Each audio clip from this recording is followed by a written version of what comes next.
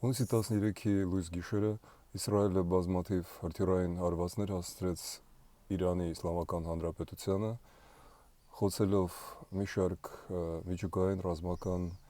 գիտական ենթակառուցվածքներ,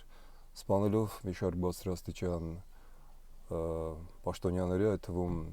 Իսլամական հեղափոխական գվարդիայի ղեկավար գեներալ Հուսեյն Սալամիին, գիտնականներին։ Իրանը խոստանում է կոշտ հակահարված հասցնել։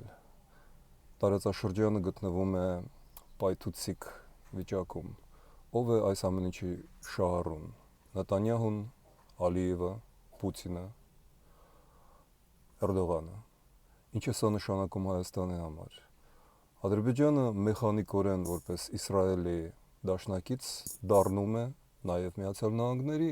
դաշնակիցը, անուղղակիորեն։ Հայաստանը մնում է